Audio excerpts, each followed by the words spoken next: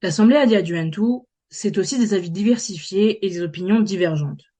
Parmi les principaux porteurs de ces opinions, le groupe Juventud di Centro-Dritt est historiquement le groupe de centre-droit de l'hémicycle. Jean-Alain Tarelli, président du groupe depuis 2019, revient avec nous sur l'histoire de son groupe politique. Jean-Alain Tarelli, bonjour. Merci d'avoir répondu à notre invitation. Alors, tu es le président de la Juventud di Centro-Dritt. Est-ce que tu peux nous expliquer un peu l'histoire de ton groupe politique au sein de l'Assemblée Adiaduentu? Bonjour Léa, bonjour Luigi. D'abord, merci à vous deux de votre invitation. J'ai l'honneur d'être le président du groupe de droite depuis mon entrée à l'Assemblée des jeunes en octobre 2019. Pour parler un peu plus personnellement, je dirais, je suis un militant politique de droite depuis que j'ai commencé en politique. Il y a quand même presque 10 ans désormais je dirais, sans interruption. Dans le sens où je n'ai pas manqué une élection. J'ai participé à toutes les élections depuis 10 ans en tant que soutien ou en tant que colistier. Plus globalement de mon groupe, nous sommes l'un des deux seuls groupes à ne pas se réclamer de la majorité nationaliste.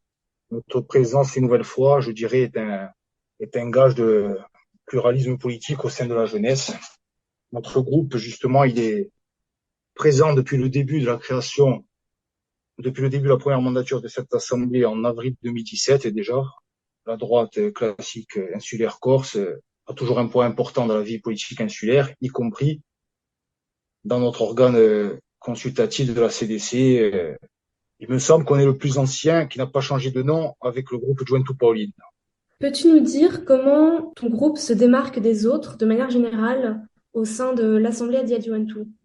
Nous représentons une ligne politique, je dirais, on défend les valeurs libérales et conservatrices de la droite, la liberté, le mérite, la sécurité. De plus, malgré une faible représentation dans cette assemblée, nos idées sont celles d'une partie de la population non négligeable et de sa jeunesse. On défend aussi les valeurs de la République française. Nous sommes des républicains de manière globale. Par ailleurs, on porte aussi avec ferveur l'idée que la Corse doit rester dans un ensemble national qui est la France, qui est un grand pays, tout en préservant ce que nous sommes, des Corses fiers et aimant notre île. Pour finir, est-ce que tu peux nous parler des temps forts de tes moments à l'Assemblée? Un temps fort qui m'a marqué en particulier, je dirais, rappelez-vous, c'était l'an dernier, on avait porté une motion, ça a été une motion unitaire avec le soutien de tous les groupes.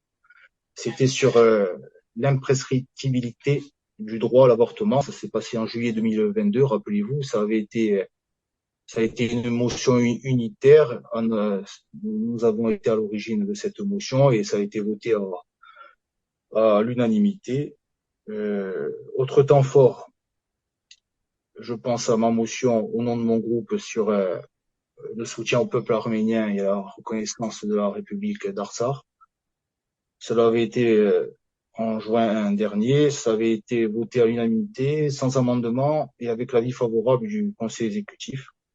Et pour terminer, durant la précédente mandature, autre temps fort, je dirais, je pense à l'une de l'émotion au nom de mon groupe en juillet 2020 déjà. Luigi, je pense que tu étais présente sur les assistants d'éducation.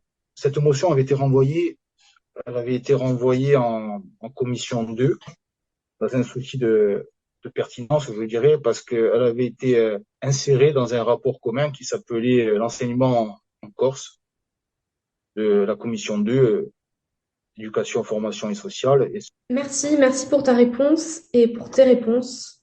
Merci encore d'avoir répondu à notre invitation. Donc, nous te remercions et on te dit à très bientôt. à bientôt, au revoir. Merci Merci beaucoup. beaucoup. À bientôt.